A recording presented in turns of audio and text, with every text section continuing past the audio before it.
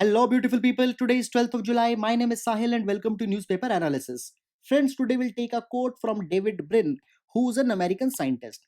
He says, when it comes to privacy and accountability, people always demand the former for themselves and the latter for everyone else.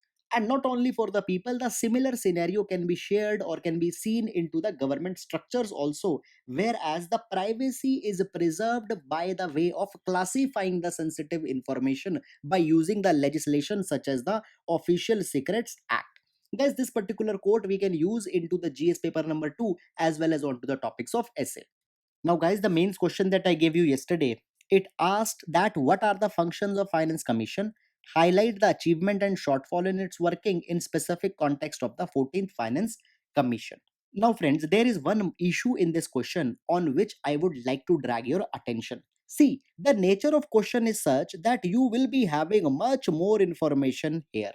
But see the marks, it is just a 10 marker question, and many a time the very easy question for the less marks are given, and you end up writing much more content which waste your time and the marks are not that much. So that fallacy needs to be taken care of. Now, guys, very specific we need to write. First of all, Finance Commission, obviously article number 280 will be coming, its responsibility will be coming, and then we will be talking about the 14th Finance Commission. So, guys, the achievements as well as shortfalls, both we need to write. Achievement of 14th Finance Commission is that it gave a boost to the fiscal federalism. For example, the allocations to the state were increased from earlier 32% to the 42%. However, there is a shortcoming also. Guys, this increased allocation came at a cost of cutting the sector specific grants, and therefore at the end of the day much needed respite was not coming. Then, guys, second advantage here was that the new parameters for horizontal devolution came. For example, the states having the forest cover were compensated. The new parameters for population was based onto the census of 2011. However, shortfall will also come, that the states which went for the population controlling measures, they were resentful, they were angry. Then finally, the implementation of 14th Finance Commission comes, which happens to be controversial into the aftermath of increased expenditure which now states are carrying. We had yesterday already seen that more than a center's expenditure, states are carrying 64% extra, whereas earlier it was only 46% extra. So, guys, burden on the state has been increased. However, mixed responses are there. Guys, this is much more than what is required to be written into our answer. So, guys, here both static as well as current are needs to be balanced. So, if you are facing any problem, you need to focus on your static portion also. So that's it. And now let's take the newspaper analysis. Now, friends, starting up, let's take the overview of the entire paper first. So, friends, we can see that mainly the political and unnecessary news are there. However, here we can see a tussle is going on between the UGC and state government with respect to the examination. So, we will see with respect to GS2 the federal disputes. Then, moving forward, guys, onto the page number 2, we will see certain important attachments with respect to the society. And then into the city page there is nothing important. Same is with the regional section also, only the news related to the COVID, political news, etc. has been mentioned. Now, guys, here the Padmana Swami temple ruling is being given by the Supreme Court, so that has been discussed. So we'll see certain important issues. Then, guys, again moving forward, nothing important has been given. The unnecessary information is there which is not important for our exam. The same thing is continuing. Then, guys, onto the world page also there is nothing substantial for exam. Now here we can just see a reference where WHO calls for the aggressive action because India has controlled the COVID-19 substantially into the Dharavi. So it has been said that world countries should look towards the India and other success stories such as Italy, Spain, South Korea. So, guys, only that, otherwise nothing important. Then moving forward onto the business page, the recapitalization has been emphasized by the RBI chief. So we will see the important issues. Then, guys, moving forward onto the science and technology page, see there are much news with respect to COVID-19. For example, can the breath cause the COVID-19, the specific memory T cells with respect to the COVID-19. But now the issue has been so much pushed that until something really substantial comes, these things are not that much important. So you can avoid them for your exam very safely. However, here the forest fire and carbon emission has been mentioned. We'll be seeing this thing. Then, guys, here the Assam keelback snake has been spotted for the first time in 129 years. There are others number, for example, 270 butterflies, 25 amphibians, 44 reptiles. So, guys, not important actually for the exam because such large species you can't remember. Then, is the airborne spread of COVID-19 a risk? So, guys, extensively already we had discussed this entire issue into the last week. Then, guys, Kuwait's draft expat bill has been mentioned. We'll see this thing. Then, guys, the IEF's buying spree already we had taken up into the newspaper analysis. Then, guys, here the US sanction CARTSA has been mentioned. And only finally onto the sports page, guys. Here, just one liner current affair that the Tiger census of 2018 has been registered into the Guinness World Record. So, guys, that's it.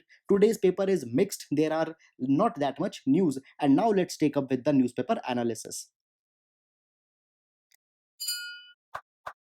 Now, guys, there are certain isolated news into the Hindu newspaper, and if we club them together, then we can see that a new federal irritant is developing into the center state relation, and the subject is education, and the context is the regularization of education into the times of pandemic.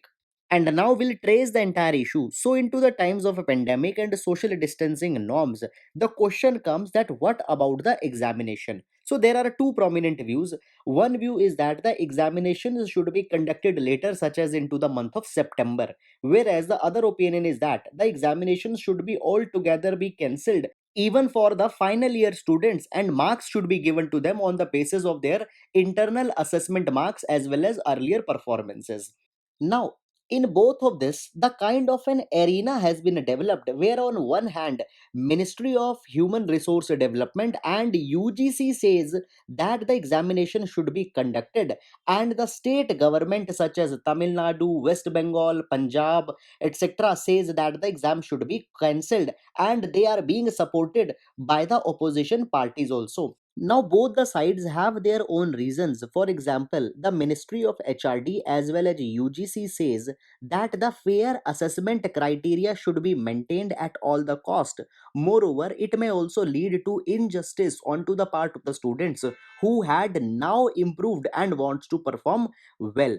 Moreover, there is even possibility that for other students they could be cancelled, but for the final year students they can't be cancelled at any cost, because at the end of the day the quality of education is also needed to be maintained. Now, whereas the other opposing view that are the state government and opposition hold is that first of all the resource crunch is there, and into the times of such resource crunch, holding the examination will lead another drain onto the limited resources. Number 2, that what about the safety of the students who will be gathering in such large numbers, and who will bear the guarantee that the examination spots will not turn into the hotspots of COVID-19? Hence, the education and examination has turned into an arena of a political conflict. Now, guys, comes the question of constitutionality and legality. Then, according to the UGC, the school education is into the state list, whereas the higher education is into the concurrent list. And thus, there are two organizations, that is UGC and AICTE, which particularly looks the regularization of the technical education. So they too regulate the higher education. And as per the UGC Act of 1956, the state governments cannot defy the guidelines of the UGC. So, guys, whatever has been said by UGC, that needs to be final, binding, and therefore state governments are in defiance. So the bottom line is that matter should be dealt onto the basis of merits and should not be unnecessarily politicized, because at the stake there is a future of millions of students who are awaiting the genuine government guideline. So this is all about this particular matter, and it has implications for both education as well as for the federal relations. So that's it. Now we'll move to next. Now, guys, this particular article talks about example of certain men who are the primary caregivers into their families. Now, the personalistic story given into the article is not important, but guys, it calls us to think on a very important sociological issue which can be important for our GS paper number 1 society. Now, see, the stereotype into the Indian social structure is such that females are often considered to be the primary caregivers, and it has perpetuated a system where a binary into the family has been created. The male counterpart's responsibility is to earn the bread, whereas the female's counterpart's responsibility is to bake that bread. And now these notions have become so much entrenched that when the roles are switched, it leads to a kind of a stigma, and that stigma is characterized not even into the society but even into the government legislations. I will give you one example. Guys, government introduced the Maternity Benefit Act, and it single-handedly considers women as the primary caregivers.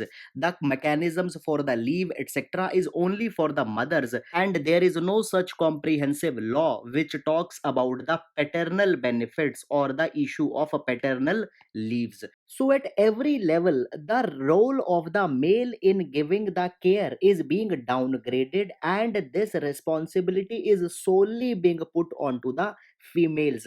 And as caregiving is a sensitive, emotionally sensitive issue, now women are related to the emotions and men are related to the masculinity. And from here, the distinction comes which paves the way for the patriarchy, where men are considered to be more commanding, more emotionally balanced, and women are considered to be timid and emotionally sensitive. So, guys, the entire problem starts from here.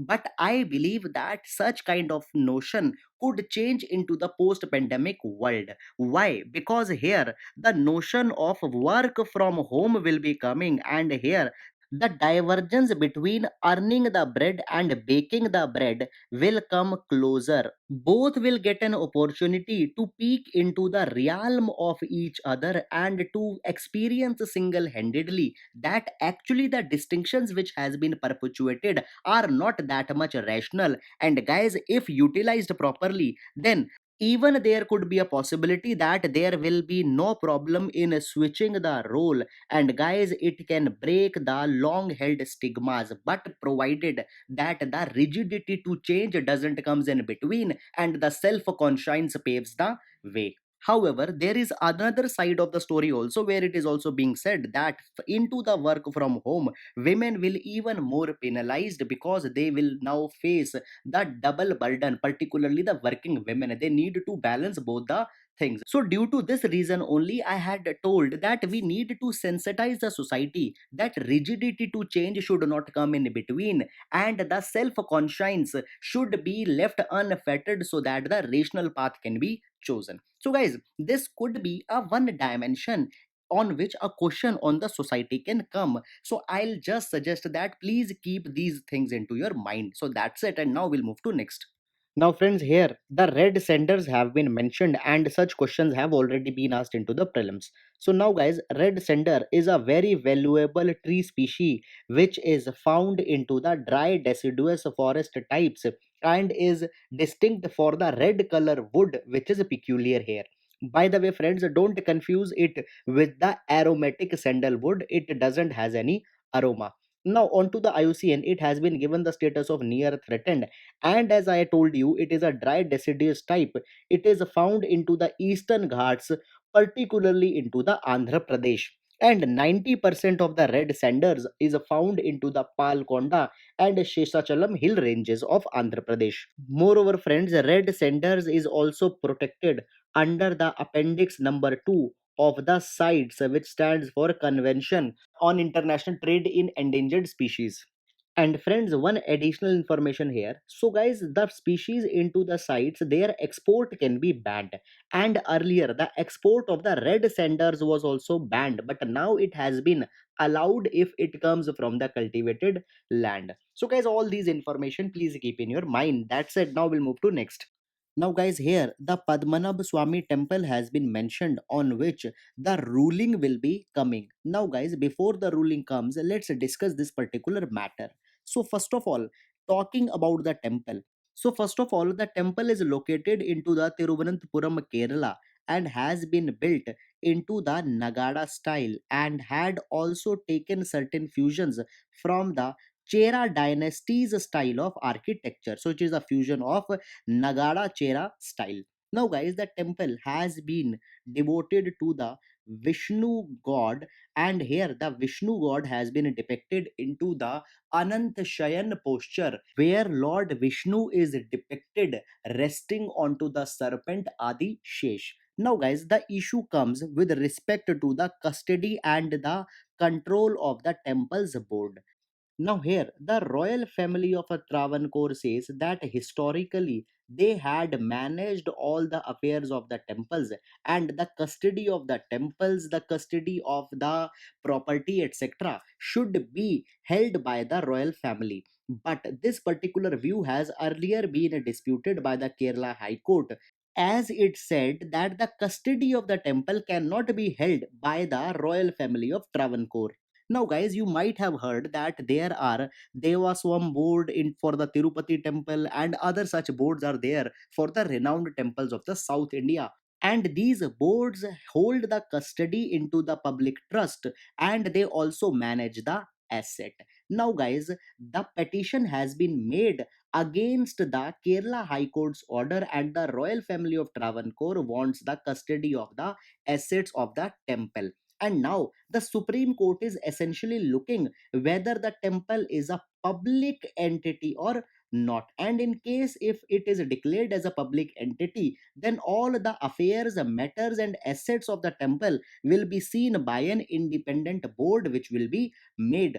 Now, if we see the genesis of this entire matter, then it comes, guys, because there have been the huge asset and treasures belonging to this temple, particularly the Vault B, which is a forbidden area. And according to the Controller Auditor General of India, there have been certain instances of the financial discrepancies also. Moreover, due to such large wealth, it is often being suggested that the temple should be given the status of public entity so that the independent board can take over. So, friends, that's all about this particular matter, and now we'll move to next. Now, friends, here we had seen that the RBI chief Shakti Kanta Das had warned of the higher NPAs, non performing assets, which can come, and therefore it has said that the capital of the banks can be reduced. So, therefore, there might be the need of recapitalization. Now, let's understand this. Whenever a bank will be started, it needs some initial money, and that initial money is called as the capital. Now we'll take one example. Suppose ABC Bank has been made, and the initial capital which the bank has been kept is 500 crore rupees. Now, as the bank started operations, there will be the profit, there will be the losses. Now, guys, all the losses will be meted out of the profits that are coming. But what if the losses are so much that they can't be covered by the reserves or by the profits? So, by that particular kind of thing, the capital of the bank will be reduced. Now, guys, what is happening? Due to the economic slump, there will be the non performing assets, and a substantial part of these non performing assets will be turned as the loss assets and need to be written off. So, guys, this particularly loss will be coming by the reducing bank's capital, and if the capital will go alarmingly low, then entire bank can collapse. So it is being said that the capital of bank needs to be preserved. And friends, if you had heard about the Basel norms, then Basel norms also talks about maintaining the adequate capital. However, today we'll not discuss the Basel norms here. Now, coming back to the issue. So, guys, because there could be the reduction into the capital, the RBI chief says that there is a need of the recapitalization by the government for the government banks. So, what is a recapitalization? That government will give the money that they can boost up their capital if it is going below their size. And in this particular direction, even earlier, you might have heard about the Indradhanush scheme which government started, and under the Indradhanush substantial money was given to the banks. But as the scams and the economic slumps are going, that money is already exhausted. So there might be a need that a new round of recapitalization will also be required by the government. Number one. Number two, apart from the banks, there are the NBFCs also, that is the non-banking financial companies, and majority of them are selling a product, that is the mutual fund, in which people had invested. Now guys, the return onto the mutual fund is also low, so therefore the NBFCs also need to maintain their capital. So guys, all these crises are looming large due to the pandemic induced economic slump. So that's all. Now we'll move to next. Now, guys, we are into the science and tech section, and this particular article talks about the forest fire, their effects, and the carbon emissions. Now, guys, the article is very generalistic, and only some issues are there which are important. First of all, forest fire happens to be a very big problem in India, and according to the Forest Survey of India, nearly 54% of forest cover is prone to the occasional fires. Now, the forest fire are particularly because of two reasons. One are the natural and other are the anthropogenic. Now, first of all, discussing about the natural reasons. So, guys, there is the touching of branches, leaves with each other.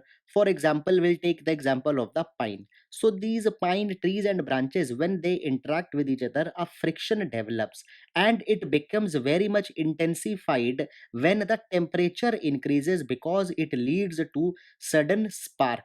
And these sudden sparks, when they come in contact with the dried biomass into the region, a sudden fire ignites, and due to this the forest fire occurs. Whereas into the anthropogenic reason is that now the civilizations are coming near to the forest, and into the villages there are much number of domestic activities which can give rise to the occasional fires. And due to these fires, there is a much carbon monoxide emission, and this carbon monoxide emission gives rise to various environmental concerns such as growing air temperature, decline in precipitation. It also changes the entire structure of the land, and land use patterns change into as of that consequences. Now, friends, moving forward, see, there are two things. Number one, we need to track that how much actual forest fires is happening, and more important than is that we need to see that what actual is impact of this forest fire if we want to understand properly the climate change pattern. Secondly, guys, whenever there is a forest fire, there is also impact onto the land productivity. So the land productivity of the forest which is healthy will be more when compared to the land productivity of the burnt land. So what we need, we actually need an index which can tell us even the small of the small forest fires, so that on that basis we can tell what is the total land productivity, and secondly we can total what is the total impact. Now, when there is no index, these things are not properly accounted.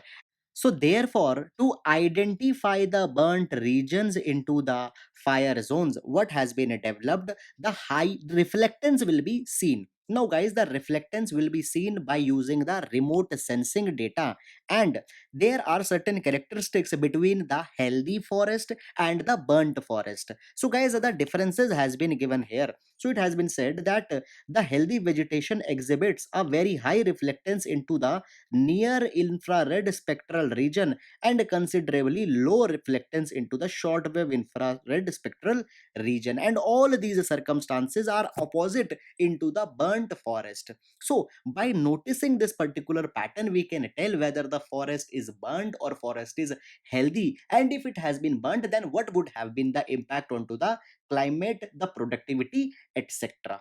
So guys, that's all about this particular news, and now we'll move to next. Now, friends, here we can see that the Kuwait's draft expat bill has been mentioned, and in this regard, we will see certain issues. First of all, expatriates are the people who are working in some other country. Now, guys, into the midst of the COVID 19 pandemic, all the countries are preserving the job for their own people because of the reduced economic activity. And in this direction, Kuwait is also taking certain steps. Now, guys, into the Kuwait's National Assembly, a proposal is being floated where it has been said that the population of foreigners should be reduced. Now, if we look into the demographic profile of Kuwait, then there are more number of non-Kuwaitis than the Kuwaitis. So, according to the numbers, it has been said that only one third of the population is Kuwaitis, whereas two-third people are the foreigners. To make it easy, let's understand this by the numbers. The population of entire Kuwait is nearly 4.3 million, and out of this 4.3 million, only 1.3 million are the Kuwaitis. So, into the new bill, it is being said that the number of foreigners are to be reduced. Here, it has been said that the population of Indians in response to the Kuwaitis can be maximum at 15%, and such limitations have been imposed for other countries such as Egypt, Bangladesh also.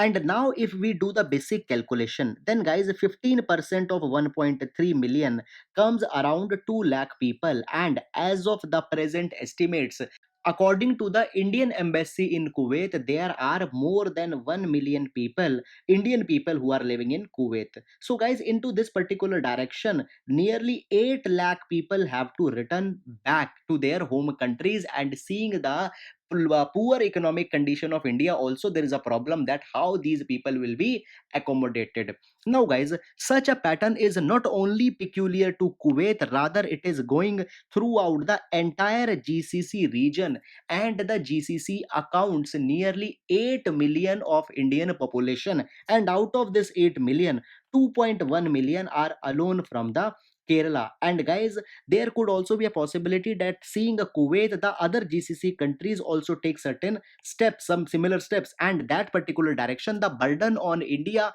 of the coming expatriates will be even more, and it will lead to their own problems. So this is the entire issue which is associated here. So guys, that's all, and now we'll move to next.